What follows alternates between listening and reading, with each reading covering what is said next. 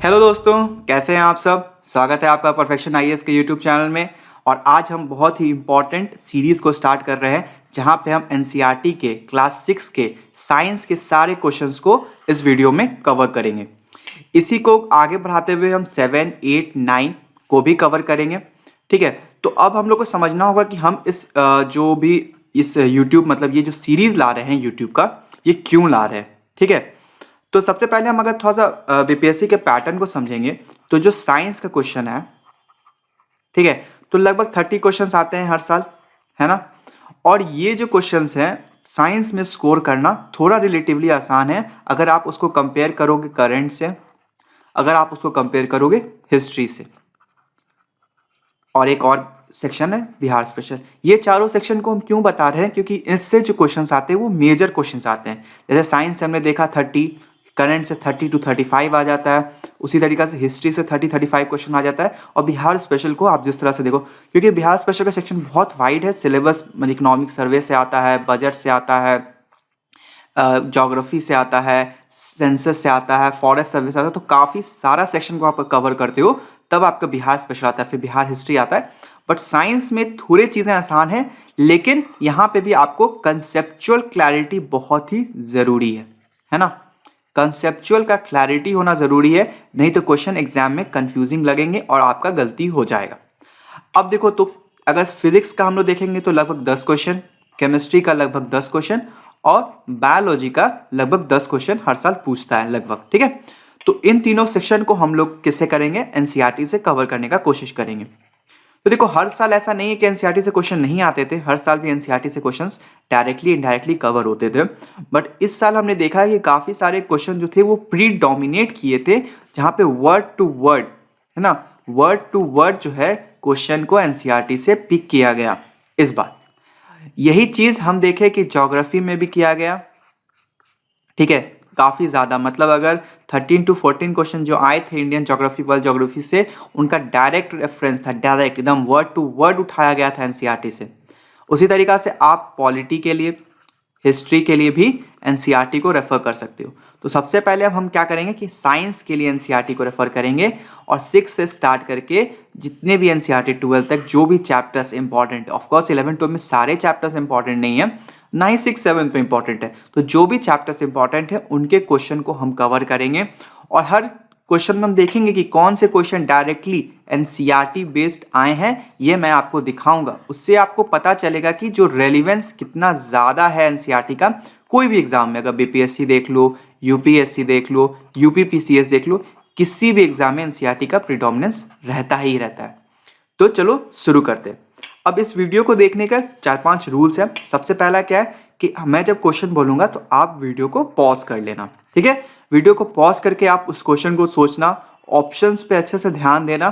ठीक है, और फिर आप जो लास्ट में है, जो भी 13 क्वेश्चन होंगे, 20 क्वेश्चन होंगे, अलग अलग वीडियो में अलग अलग क्वेश्चन होंगे, तो उसको आप अपना मार्क बताना कि हाँ मेरा 10 सही हुआ, मेरा 12 सही हुआ।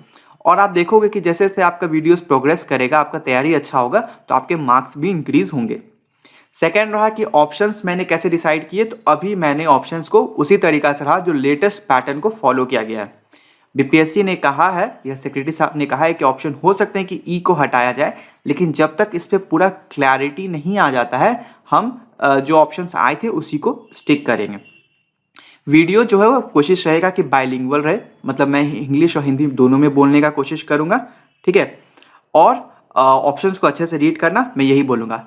एक और चीज़ है कि कमेंट सेक्शन में अपना स्कोर बताइए, मैं जो क्वेश्चन पूछता हूँ उसका बताऊँ, ताकि मुझे फीडबैक मिलता रहे कि क्लास कैसा जा रहा है, कुछ इंप्रूव करना है या आपको कैसा लग रहा है, ये आप बताते रहना। ठीक है, तो चलो इसी एनर्जी से शुरू करते हैं हमारा ये क्लास। सबसे पहला क्वेश्चन है, which of the following part of a banana plant is used as a food. मतलब क्वेश्चन कह रहा है कि बनाना प्लांट का कौन कौन सा पार्ट फूड की तरह या खाने की वस्तु की तरह इस्तेमाल किया जा सकता है। ठीक है, तो सबसे पहला ऑप्शन क्या है, A flower, 2 B fruit, 3 stem या फोर्थ और फिफ्थ ऑप्शन हर बार हम नहीं पढ़ेंगे, इस बार पढ़ ले रहे। तो क्या बोलता है कि मोर than one of the above, यानी इनमें से, इन ऑप्शन में से एक से ज्यादा या इनमें से कोई भी ऑप्शन नहीं। तो हमको तो ये तो पता है कि देखो फ्रूट तो है, हम लोग जो है जो बनाना खाते हैं ना, फल की तरह खाते हैं, तो फ्रूट तो हम खाते हैं। उसी तरीका से जो उसका फ्लावर होता है ना, इस तरीका कुछ फ्लावर होता है, आगे हम दिखाएंगे पिक्चर में आपको कि फ्लावर कैसा होता है। तो फ्लावर को भी हम लोग खाते हैं, ठीक है। और उसका स्टेम जो होता है, उसका स्टेम को भी खाया जाता है, उसका करी में डाला जा सकता है ना। उसके स्टेम को हम लोग पिकल्स की तरह इस्तेमाल कर सकते हैं, ठीक है।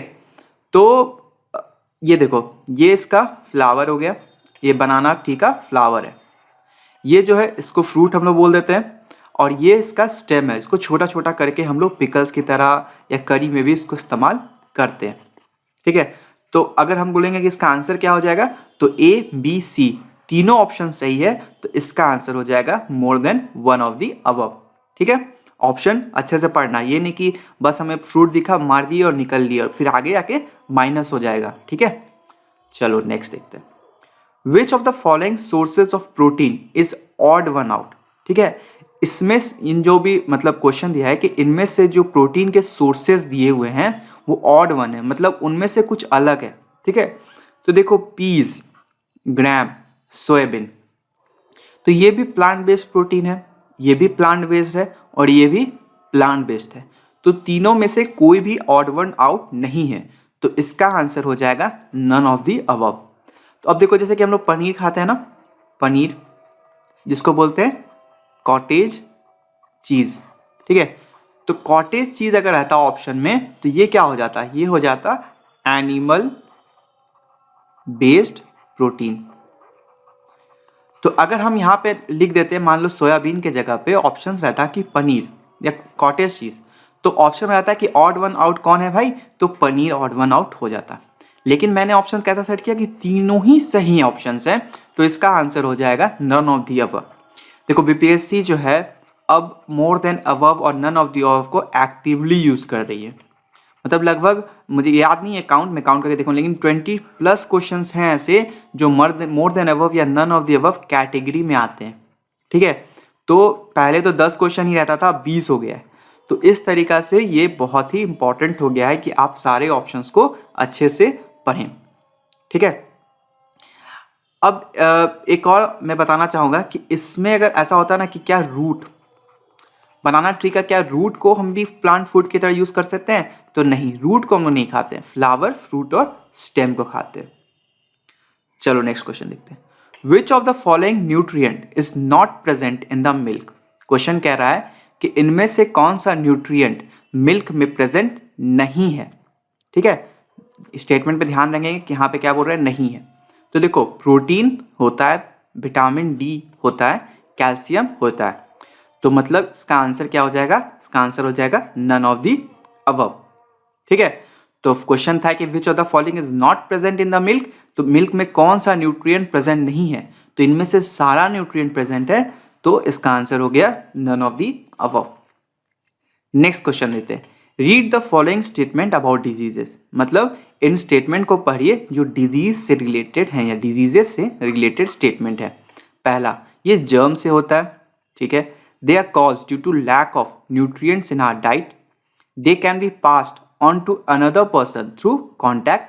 और फोर्थ है, they can be prevented by taking a balanced diet. मतलब कि डिजीज जो है वो जर्म्स के थ्रू हो जाता है। डिजीज जो है वो लैक ऑफ न्यूट्रिएंट्स, हमारे जो खान पान है उसमें अगर न्यूट्रिएंट्स की कमी होती है तो उस वजह से भी डिजीजेस होते हैं। नेक्स्ट कहता है कि जो डिजीजेज हैं वो किसी एक पर्सन से दूसरे पर्सन तक कॉन्टैक्ट के थ्रू ट्रांसफर की जा सकते हैं।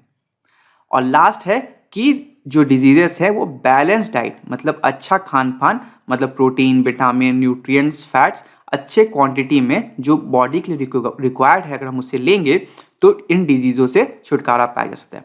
तो अगर देखोगे तो ये सारे स्टेटमेंट डिजीजेस से तो रिलेटेड हैं, लेकिन फिर यहाँ पे एक बोलता है कि which pair of statement best describes a deficiency disease, मतलब इनमें से कौन सा स्टेटमेंट एक डेफिशिएंसी डिजीज को बताता है, ठीक है। तो देखो डेफिशिएंसी डिजीज जो है वो हमारे खाने पान में न्यूट्रिएंट्स की कमी से होते हैं। किससे कमी से होते हैं, न्यूट्रिएंट्स की कमी से होते हैं, ठीक है।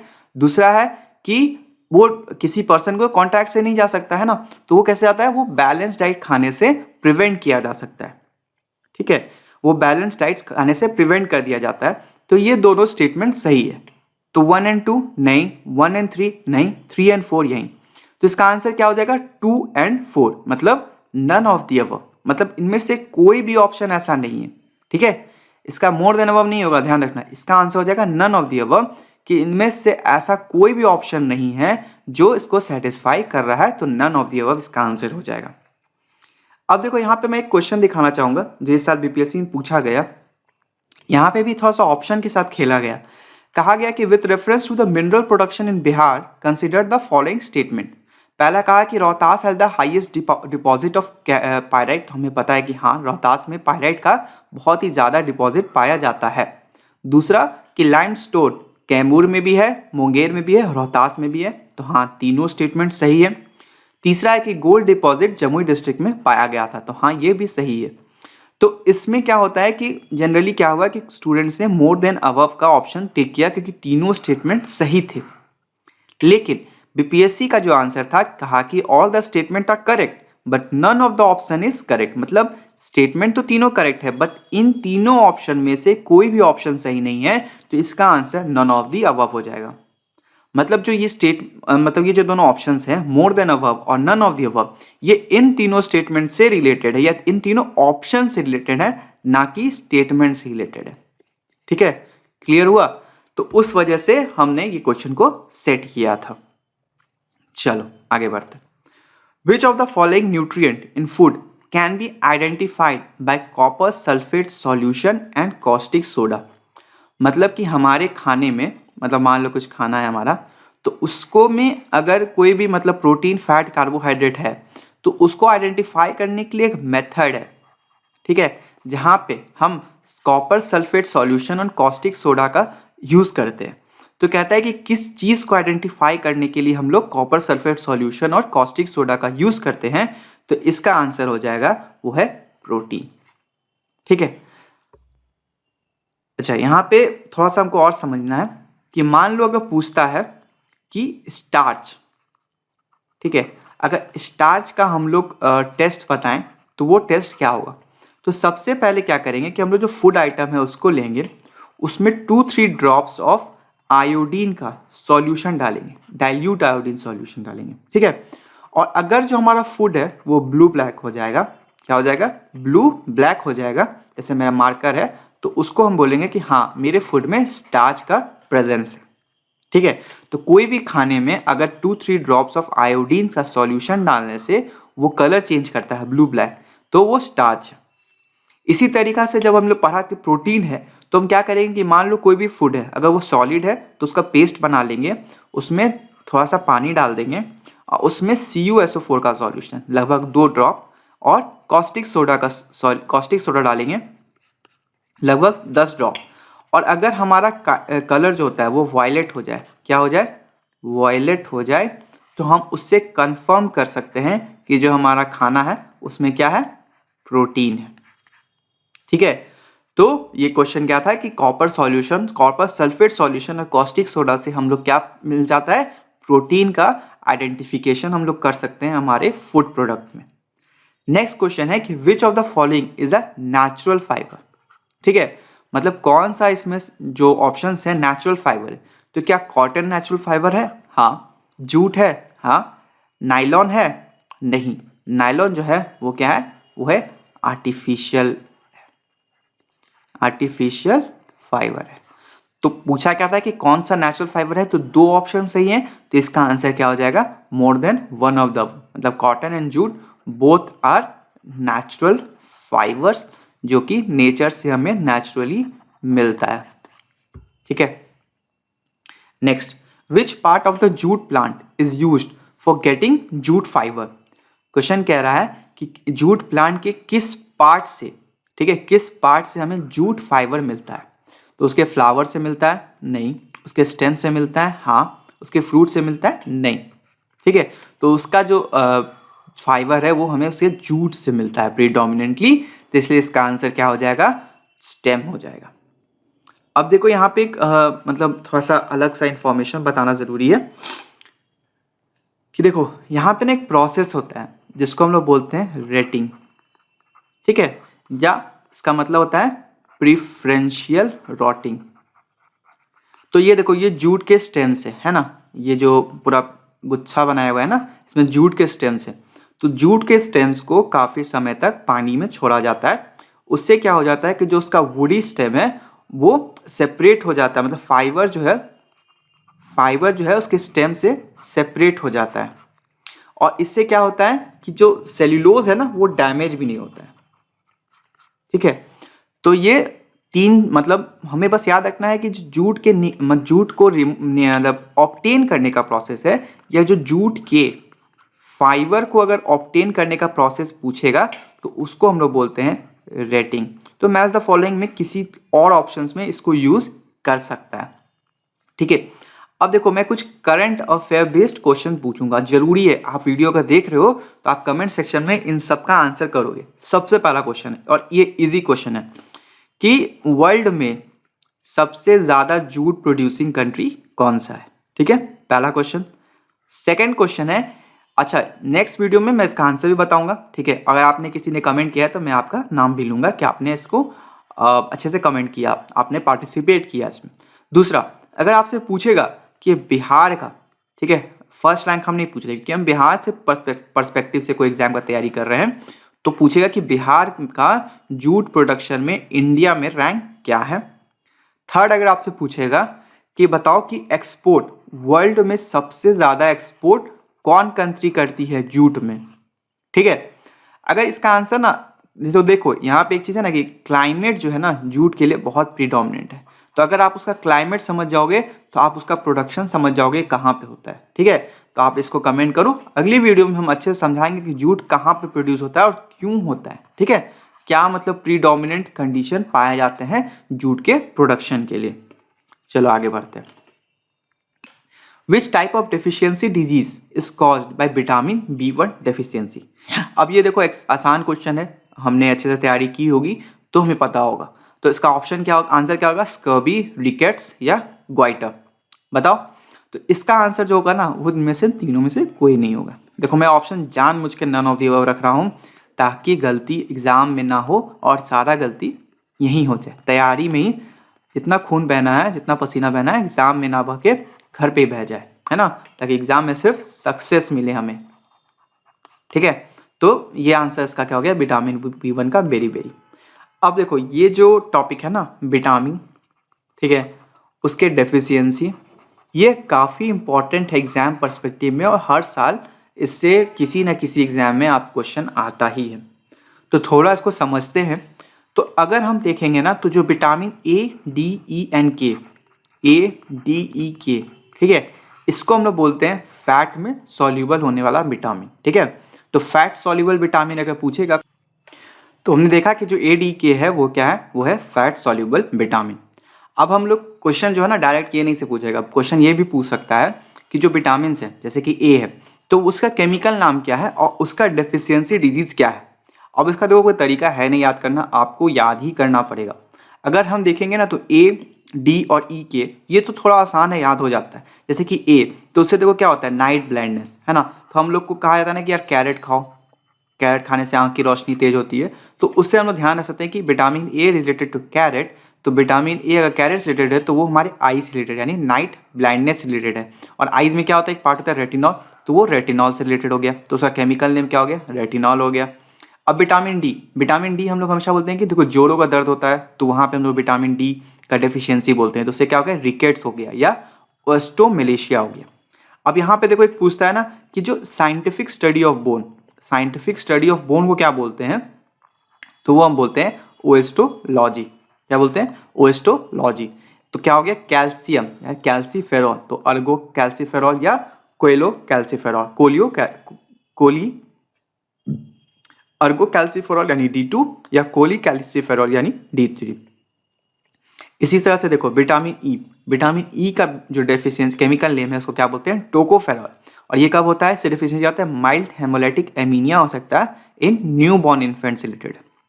फिर विटामिन के देखो फाइलोक्विनोन K1 से रिलेटेड है और K2 का नाम है मेनाक्विनोस। और इससे क्या होता है, तो देखो ये जो है ना ब्लड फंक्शंस को रेगुलेट करता है। ठीक है, तो अगर ब्लड फंक्शंस नहीं होंगे तो ब्लीडिंग हो जाता है, एक्सेसिव ब्लीडिंग हो सकता है, तो ये ADK हो गया। अब इसमें देखो बी वाटर सॉल्युबल विटामिन जो होते हैं वो दो तरह के होते हैं, यानी एक विटामिन B कॉम्प्लेक्स, ठीक है, और विटामिन C। अब विटामिन सी तो हमें याद रहेगा कि स्कर्वी जो ऑरेंजेस से हम लोग खाते हैं, और उसका जो डेफिशिएंसी डिजीज क्या हो जाता है वो स्कर्वी, और इसका जो केमिकल नेम क्या हो गया वो है एस्कॉर्बिक एसिड। यहाँ तो क्लियर है। लेकिन जो ये वाटर सॉल्युबल विटामिन जो बी के कॉम्प्लेक्स होते हैं, यहाँ पे काफ़ी डिफिकल्टी होती है याद करने में, और इसका एक ही तरीका होता है कि आप बार बार इसको पढ़ो, ठीक है। रिपीटेड टाइम इंटरवल्स में अगर आप इसका रिविजन करोगे ना तो आपको कुछ याद रहेगा। इसमें जो सबसे इंपॉर्टेंट है वो ये पूछता है कि कौन से विटामिन में कोबाल्ट पाया जाता है, तो वो होता है विटामिन B12 जो है साइनाकोबालामाइन, ठीक है। उसी तरीका से अगर विटामिन B9 पूछेगा तो वो क्या हो जाएगा, फॉलिक एसिड या फॉलिनिक एसिड, ठीक है। तो B9 हो गया, B12 हो गया, ये दोनों काफ़ी इंपॉर्टेंट है। उसी तरीका से हम लोग को और भी याद रखना है। अब देखो 5 P5 याद रखने की तैयारी क्या है। 5 मतलब क्या होता है 5, तो पैंथ, 5 मतलब पैंथ, पैंथोनोइक एसिड, तो एक याद हो गया। अब देखो फिर अच्छे से सिलसिलेवार तरीका से एक बार देख लेते हैं। तो B1 का हो गया थाइमिन, विटामिन B2 का राइबोफ्लाविन, विटामिन B3 का नाइसिन, 5 का पैंथोनिक एसिड, 6 का पिरिडॉक्सिन या पिरिडॉक्सेमाइन, और विटामिन 7 का बायोटिन। 9 तो देखो याद रहता चाहिए, फॉलिक एसिड काफ़ी मतलब एनीमिया में डेफिशिएंसी में हम देखते हैं कि फॉलिक एसिड के टैबलेट्स दिए जाते हैं, तो वहाँ से याद रखो। और विटामिन 12 में तो हमें पता था कि कोबाल्ट कहाँ पाया जाता है, तो विटामिन 12 में पाया जाता है, और ये काफ़ी ज़्यादा पूछा हुआ क्वेश्चन है। तो ये हम लोग ने देखा कि जो विटामिन है उनसे रिलेटेड केमिकल नेम और डेफिशिएंसी डिजीजेस। आगे भी जब हम एनसीईआरटीज पढ़ेंगे ना तो हम देखेंगे कि इस टाइप की चीज़ें काफ़ी रिपीट होंगी, तो हम लोग वहाँ पे भी फिर से इसके रिवाइज करेंगे। तो वहाँ पे मैं आपसे पूछूंगा, देखूंगा कि आपको कितना याद है। नेक्स्ट हम देखते हैं। अब देखना ये जो नेक्स्ट 9 और 10 का क्वेश्चन मैं पढ़ाऊंगा ना, ये काफ़ी इंटरेस्टिंग है, और इसको आपको देख के समझ में आ जाएगा कि भाई देखो एनसीईआरटी इज द की, ठीक है। हाँ, घटना चक्र भी इंपॉर्टेंट है क्योंकि वो पीवाईक्यू है ना, घटना चक्र क्या है, पीवाईक्यू का एक कंपाइलेशन है, तो हाँ वो सही है। लेकिन बीपीएससी अब थोड़ा पीवाईक्यू से अलग जाके न्यू क्वेश्चंस को फ्रेम कर रही है खुद से, तो वहाँ पे एनसीईआरटी का प्रीडोमिनेंस हम लोग देख रहे हैं, और हो सकता है ये चीज़ आगे भी रिपीट हो। चलो, which of the following is the correct match between the characteristic of the stem and the category of the plant। मतलब प्लांट और उसके स्टेम की कैरेक्टरिस्टिक्स से, ठीक है, कौन सा स्टेटमेंट सही मैच करता है, ठीक है। तो देखो week stem which can not stand upright, तो ये बात तो सही है, ये ए स्टेटमेंट सही है। नेक्स्ट, ग्रीन टेंडर स्टेम, तो इसको श्रब बोलते हैं। देखो श्रब क्या होता है, जैसे कि हम लोग देखते हैं ना कि रोज श्रब है, तो उसका स्टेम टेंडर थोड़ी ना होता है, काफ़ी मजबूत होता है, टाइट होता है, मतलब ग्रीनिश होता है, हार्ड होता है। तो green tender stem is not shrub but it is herb, ठीक है। तो ग्रीन टेंडर स्टेम जो होता है हर्ब, मतलब जो उसको आराम से ऐसे मोड़ दोगे मोड़ जाएगा, जैसे तुलसी का प्लांट देखो वो एक हर्ब है ना। फिर देखो thick hard stem with branching near the base, उसको ट्री बोलेंगे। तो मान लो देखो तुम मैंगो का ट्री देखे हो ना, वहाँ का ब्रांच क्या होता है, ऊपर में होता है, नीचे में तो नहीं होता है, तो ब्रांचिंग नियर द बेस नहीं, तो ये किसका हो जाएगा, ये श्रब का एग्जाम्पल हो जाएगा। फिर thick hard plant with branching high on the plant, इसका यहाँ पे छूट गया, यहाँ पे श्रब होना चाहिए, तो नहीं, ये किसका एग्जाम्पल हो गया, ये तो ट्री का एग्जाम्पल हो गया कि थिक हार्ड स्टेम है और ब्रांचिंग का है हाई है, तो उसको ट्री बोलेंगे, नीचे है तो उसको श्रब बोलेंगे, ठीक है। अगर टेंडर स्टेम है तो उसको हम लोग हर्ब बोलेंगे। और जो स्टेम खुद को मतलब स्टैंड ही नहीं करता, जैसे क्रीपर्स, जैसे कद्दू का पेड़ हम देखते हैं, क्या होता है, बेचारा नीचे से घूमते रहता है, उसको उतना ताकत ही नहीं होता है कि वो खड़ा हो पाए। तो week stem which can not stand upright, तो उसको हम लोग क्या बोलते हैं, क्रीपर्स। क्रीपर्स क्या हो जाता है थोड़ा सा। चलो नेक्स्ट क्वेश्चन देखते हैं। विच of the following is not a correct match, ठीक है, इसमें से कौन सा सही नहीं है। तो petiole attach leaf to stem, हाँ। Lamina green flat part of leaf, हाँ। Margin gives shape to leaf, हाँ। बट जो वेन्स है वो ट्रांसपीरेशन में हेल्प नहीं करता है। जो मेजर ट्रांसपीरेशन होते हैं, तो ट्रांसपीरेशन भी अलग अलग तरीका से होता है, लेकिन जो मेजर ट्रांसपीरेशन होते हैं वो स्टोमेटा से होता है, ठीक है। तो जो मेजर ट्रांसपीरेशन होता है वो स्टोमेटा से होता है, कुछ क्यूटिकल से भी होता है, ठीक है, कुछ बार्क से भी होता है उसका। तो बार्क ऑफ द ब्रांचेस होता है जिसको हम लोग बोलते हैं लेंटिकुलर, क्या बोलते हैं, लेंटिकुलर। तो यहाँ पे ऑप्शन क्या था कि वेन से ट्रांसपीरेशन होता है, नहीं, तो कहाँ से होता है, मेजर ट्रांसपीरेशन होता है वो स्टोमेटल ट्रांसपीरेशन होता है, ठीक है। अब देखो ये क्वेश्चन, ठीक है, ये क्वेश्चन देखो डायरेक्ट फिर से एनसीईआरटी से उठाया हुआ है। ये जो दोनों क्वेश्चन अभी हमने दिखाया 9 और 10, इसी को मिला के ये क्वेश्चन बना दिया गया। Petiole attaches leaf to stem. हाँ, नॉट करेक्ट पूछा था। क्या पूछा था कि which of the following is not a correct match. तो petiole attaches leaf to stem. हाँ, thick hard stem with branching near the base. मैंने क्या बताया कि जो ट्री का ब्रांचिंग होता है वो ऊपर होता है, जो श्रब का ब्रांचेस होता है वो नीचे होता है। तो ये स्टेटमेंट क्या हो गया, गलत हो गया। Week stem which can not stand upright. तो हाँ, क्रीपर नहीं होता है, तो ये भी स्टेटमेंट सही है। तो नॉट करेक्ट पूछा था तो क्या हो गया, बी सही हो गया। तो देखिए डायरेक्ट एनसीईआरटी से क्वेश्चन कैसे आते हैं। अब देखो, हमने अभी क्या पढ़ा कि पीटियोल, तो ये क्या करता है, ये लीफ को, ये क्या है, लीफ है हमारा, इसको स्टेम से कनेक्ट करता है, तो इसको हम लोग क्या बोले, पीटियोल बोले। ठीक है, ये जो स्ट्रक्चर था जो शेप प्रोवाइड कर रहा था, ये जो ग्रीन कलर था, क्या बोल रहा था, देखो lamina, green flat part of leaf. तो जो ये green flat part of leaf था इसको हम लोग क्या बोलते हैं, लैमिना बोलते हैं। ठीक है, अब देखो यहाँ पे ना ये जो वेन्स है, ये क्या है, वेन्स है, और वेन्स की जो बीच का पार्ट है इसको हम लोग बोलते हैं मिडरीफ। ठीक है, अब मिड वेन्स भी जो होता है ना दो तरह का होता है, एक कहता है रेटिकुलेट है, यहाँ पे एक पैरेलल है। तो यहाँ पे जो वेन्स है ना, ये इसको अगर बोलेगा तो ये किस टाइप का वेन है, तो ये रेटिकुलेट टाइप का वेन है। ऑल्दो ये सब नहीं पूछेगा वेन्स किस टाइप का है, बट थोड़ा सा याद रखना चाहिए, सब पता होना चाहिए कि पीटियोल क्या है, क्योंकि तो नहीं पता कि पूछेगा। मान लो देखो ये जो ग्रास टाइप ग्रासेस होते हैं उसका जो लीफ वेनिशन होता है वो कैसा होता है, वो पैरेलल होता है। कैसा होता है, पैरेलल होता है, मतलब यहाँ पर जो मिडरीव है उसके पैरेलल जा रहा है। ठीक है, तो लीफ वेनिशन दो तरह का हमने देख लिया, एक रेटिकुलेट देख लिया और एक पैरेलल देख लिया। इस मिड पार्ट को क्या बोलते थे, मिडरीव बोलते थे। ये जो अटैच करता था इसको हम लोग पेटियोल बोले, इसको लैमिना बोले। फिर हमने देख लिया कि ट्री किसको बोलते हैं, श्रब किसको बोलते हैं। ठीक है, फिर देख लिया कि क्रीपर किसको बोलते हैं। ठीक है, तो ये सब पूछेगा और क्या पूछेगा, कुछ नहीं पूछेगा। हाँ, एक और पूछेगा कि हर्ब क्या है, तो हर्ब पूछेगा तो प्लांट्स विथ ग्रीन, कैसा होता है, ग्रीन और टेंडर स्टेम होते हैं उसके। ठीक है, जो श्रब होता है उसका स्टेम हार्ड होता है, बट इसका टेंडर स्टेम जो होता है उसको क्या बोलते हैं, हर्ब बोलते हैं। ठीक है, क्लियर, चलो आगे बढ़ते हैं। विच of the following terms constitute the female part of the flower.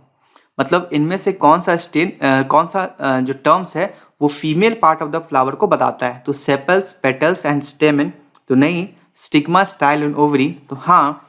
Ovary, स्टेमन and stigma, नहीं। तो इसका आंसर क्या हो जाएगा, स्टिग्मा, स्टाइल एंड ओवरी।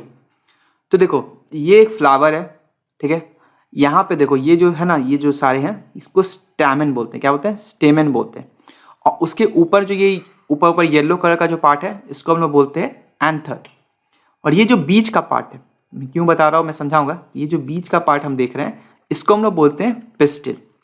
तो अभी हमने जो पढ़ा female part of a flower, तो यही है स्टाइल, ये बीच वाला पार्ट, स्टिग्मा ये ऊपर का पार्ट, और ओवरी यहाँ पे। ठीक है, और ये तीनों को जो हम लोग मिला के हम लोग बोलते हैं तो वो किसका पार्ट होता है, वो फीमेल ऑर्गेन है जिसको हम लोग पिस्टिल बोलते हैं। क्या बोलते हैं, पिस्टिल। मतलब stigma, style and ovary together is called pistil. और पिस्टिल कहाँ पाया जाता है, ये देखो बीच में पाया जाता है, चारों ओर ये स्टेमन से घिरा हुआ होता है। ठीक है, क्लियर हो गया। तो आज के लिए इतना ही। नेक्स्ट वीडियो में हम क्लास 7 के एनसीईआरटी के सारे क्वेश्चन को कवर करेंगे। Thank you.